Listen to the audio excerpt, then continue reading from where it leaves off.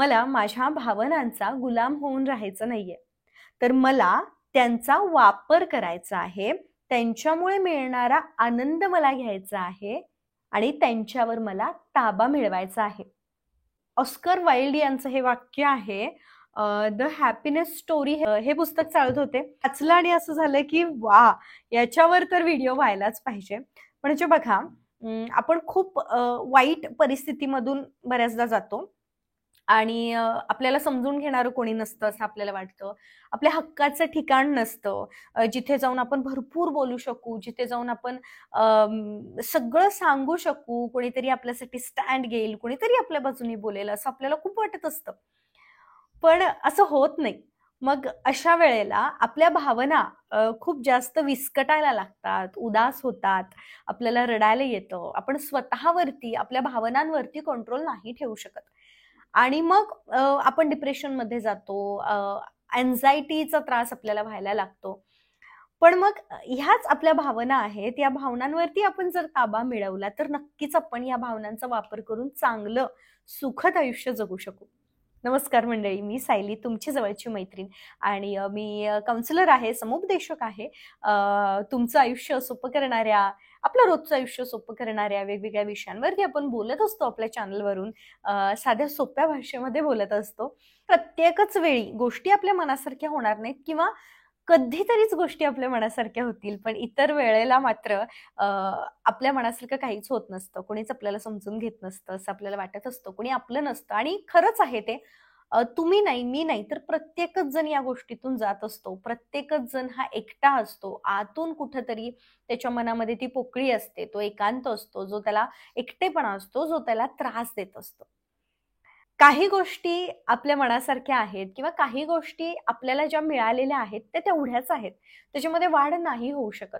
पण इतर गोष्टींमध्ये बदल होऊ शकतो, इतर गोष्टींमध्ये वाढ होऊ शकते. समजा आपल्याला नाहीच एकही नातं आपल्याकडे असं नाहीये जे आपल्याला समजून घेऊ शकेल, पण आपल्याकडे आपल्या भावना आहेत आणि त्या भावनांचं रूपांतर आपण आनंदामध्ये नक्कीच करू शकतो. आपला आनंद आपण नक्कीच शोधू शकतो असं मला वाटतं. खूप जास्त त्रासात आपण असतो त्यावेळेला आपण स्वतःला त्रास करून घेतो, आपण चिडचिड करतो, आरडाओरडा करतो, रागराग करतो, आपण सगळं करतो. पण त्यानंतर जेव्हा आपण शांत होतो, एक 8 दिवस तसे जातात, 10 दिवस जातात, साधारण 1 महिना आपला तसाच जातो. रडारडीमध्ये, रागामध्ये, चिडचिडीमध्ये. पण आपल्याला कुठेतरी याची जाणीव व्हायला पाहिजे, की आपल्याला असंच जगायचंय का? आपल्याला असंच राहायचंय? आपल्याला आपली प्रगती नाही करून घ्यायची? आपण एकटे आहोत ना, ठीक आहे ना. मग आपण आपला एकांत शोधूयात.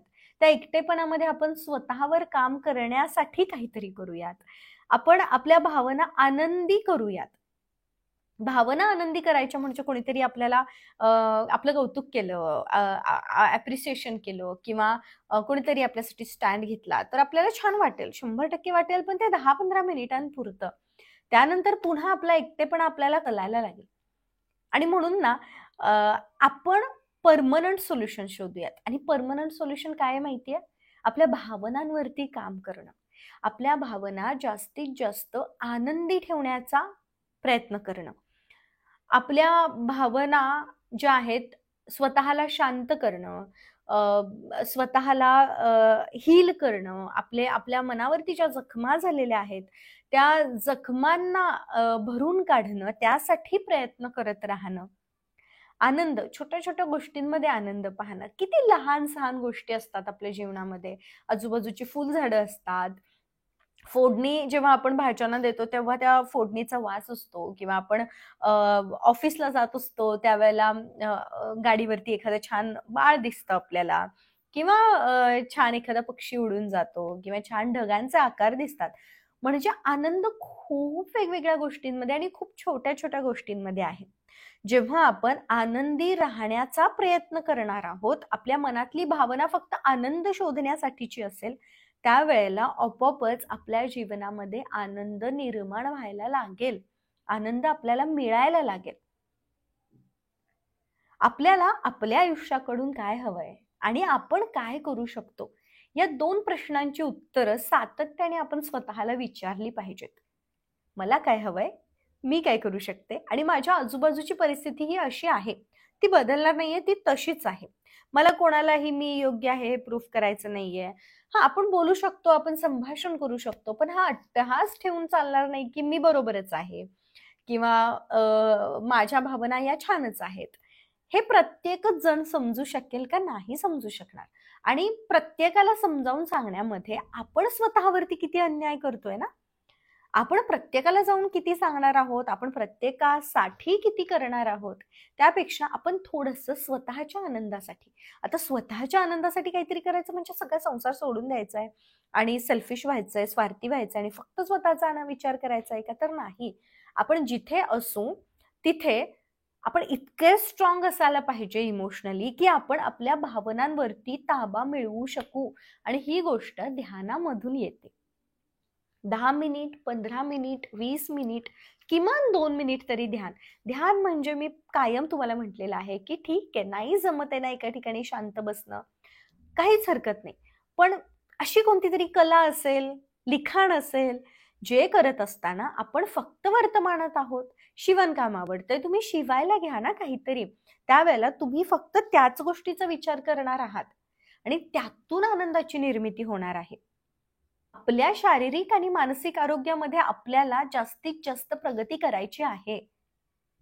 त्यासाठी काय? तर त्यासाठी वर्तमानात राहणं. सगळ्या प्रॉब्लेम्स वरती मला एकच सोल्युशन दिसतं, ते म्हणजे वर्तमानामध्ये राहण्याचा प्रयत्न करणं, ध्यान करणं. वेगवेगळ्या पद्धतीने तुम्ही ध्यान करू शकता.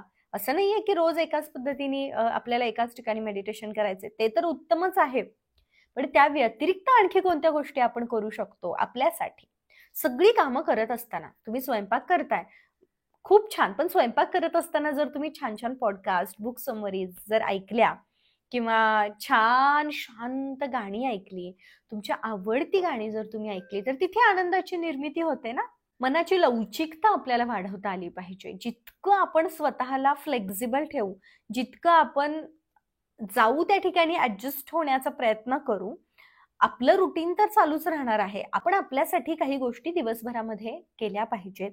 आपण त्या करत असतो. आणि मनाची लवचिकता म्हणजे आणखी काय, तर जास्तीत जास्त सावध राहणं.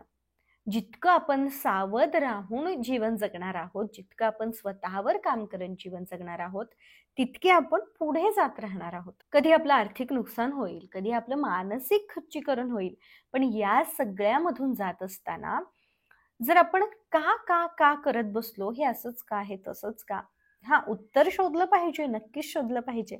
पण आपल्याला उत्तरं माहिती असतात आणि तरी देखील आपण पुन्हा पुन्हा ते उत्तर शोधण्याचा प्रयत्न करत असू, तर आपण तिथे थांबलं पाहिजे. काही आपल्या चुकीच्या सवयी आहेत, आपण कुठे चुकतोय हे आपण मान्य केलं पाहिजे आणि अगदी शांतपणे आपण ते मान्य केलं पाहिजे. म्हणजे आपण आपली चूक मान्य करतोय का, तर त्याने आपली सुधारणा होणार आहे. आपण त्यातून काहीतरी नवीन आपण त्या चुका सुधारून स्वतःची प्रगती करून घेणार आहोत. बऱ्याचदा काय होतं की आपण, मी चूक मान्य केली आहे ना म्हणजे मी खूप छान आहे. फक्त चूक मान्य करून गोष्टी साध्य होत नसतात, तर त्या चुकांवरती काम केलं पाहिजे. आपण नुसता चूक मान्य करतो आणि म्हणतो की मी छान आहे, मी किती ग्रेट आहे, की मी आजकालच्या या जगामध्ये मी माझ्या चुका मान्य केल्या. नाही, असं करू नका. त्या चुका करा, चुका होतात, प्रत्येकाकडून चुका होतात आणि प्रत्येकाला चुका करण्याची मुभा आहे. मुळात जो धडपडतो, जो काहीतरी करतो, तो चुकतो. पण चूक मान्य करून तिथंच न थांबता त्यावरती सातत्याने काहीतरी प्रयत्न केले पाहिजेत. चुका सुधारल्या गेल्या पाहिजेत आपल्याकडून. आपल्या आजूबाजूची परिस्थिती कशी जरी असली तरी देखील त्यातून सावरायला कधी 6 महिने जातील, कधी महिना जाईल, 15 दिवस जातील, 8 दिवस जातील, पण कधी ना कधी आपल्याला स्वतःला सावरावंच लागेल. आपल्याला आपल्या योग्य रुटीनमध्ये किंवा आपल्याला आपल्या छान ठिकाणी यावंच लागेल, जिथे आपली प्रगती होणार आहे, जिथे आपण स्वतः शांत होणार आहोत. आपण पूर्ण आयुष्य नकारात्मक भावना घेऊनच जगणार आहोत का? आपण आपल्या भावनांवरती ताबा मिळवायचाच नाहीये का? आणि शेवटी आपण काय करतो, तर यांच्यामुळे तसं झालं, त्यांनी मला त्रास दिला म्हणून मी माझ्या भावना भरकटत गेल्या. नको ना, हे थांबवूयात आपण. त्यांनी त्रास दिला, आपण त्रास करून घेतला. आपण जर इथपर्यंतच ठेवलं, आपण जर स्वतःमध्ये त्या गोष्टी घेतल्याच नाही, तर त्यांनी दिलेल्या त्रासाला काही अर्थच नाहीये ना. सो कोणामुळे काहीही होत नसतं. आपल्यामुळे सगळ्या गोष्टी होत असतात. आपण करतो प्रत्येकासाठी, पण काही जणांना त्याची जाणीव असते, काही जणांना नसते. सो कोणाला जाणीव आहे, कोणाला जाणीव नाहीये, या फंद्यात आपल्याला पडायचंच नाहीये. आपल्याला आपल्या भावना आनंदी कशा ठेवता येतील, आपल्या भावना शांत, शुद्ध कशा ठेवता येतील, निर्मळ कसं राहता येईल, अगदी लहान मुलासारखं मन असावं, निखळ, स्वच्छ, सुंदर असावं. जे छान वाटतंय ते करावं, जे नाही आवडत आहे तिथे थांबावं, जिथून त्रास होतोय तिथे जाणं थांबवावं. या अशा सगळ्या छोट्या छोट्या गोष्टी आपण आपल्यामध्ये डेव्हलप केल्या पाहिजेत. या सगळ्या भावना ज्या आहेत त्या आपण आपल्यामध्ये डेव्हलप केल्या पाहिजेत. भलेही एखाद्या ठिकाणी जावं लागत असेल, पर्याय नसेल दुसरा, पण तरी देखील स्वतःभोवती एक वलय असं असायला पाहिजे की जे बाहेर घडतंय ते माझ्या आत नाही यायला पाहिजे. कितीही वाईट माझ्या आजूबाजूची परिस्थिती असली तरी मी स्वतः आनंदी आहे आणि मी स्वतः आनंदाकडे वाटचाल करत आहे. मनावरचा ताण सातत्याने कमी करण्यासाठी काहीतरी केलं पाहिजे. खूप जास्त आपण ताण घेतो आणि त्या ताणामुळे ना आपल्या भावना खूप विस्कळीत होतात. तो तो जो ताण असतो तो ताण सहन करूनच आपण दमलेलो असतो आणि काय होतं पुढच्या वेळेला की कोणीतरी काहीतरी आपल्याला बोललं की लगेच आपली चिडचिड होते. का? तर आपलं मन थकलंय. आपण थकलेलो आहोत. आपल्या भावना ज्या आहेत त्या सातत्याने आपण त्या विचारांमध्ये गुंग असतो. त्या विचारांवरती आपण काम करत असतो आणि त्यामुळे मग आपल्याला त्रास होतो. आणि म्हणूनच आपण सातत्याने तणावाचं नियोजन केलं पाहिजे, आपल्या भावनांचं नियोजन केलं पाहिजे. आपल्याला आनंदी भावना निर्माण करायच्या आहेत, जेणेकरून आपल्या आयुष्यामध्ये आनंद येईल. Law of attraction, manifestation, visualisation या गोष्टी आपण खूप ऐकतो, बघतो, वाचतो. पण मूळ काय आहे तर आपला आनंद आणि आनंदी व्हायब्रेशन्स, आनंदी भावना जोपर्यंत आपण स्वतःमध्ये जागृत करत नाही तोपर्यंत आपल्याला आनंद मिळणार नाही. आज जिथून आनंद मिळत नाहीये तो उद्या आनंदी भावना निर्माण केल्यावर तो तिथून नाही मिळेल, पण कुठून तरी दुसरीकडून आपल्याला आनंद मिळेल, कुठेतरी दुसरीकडे आपल्याला छान मान मिळेल, सन्मान मिळेल. आपल्याला तिथूनच का हवं आहे?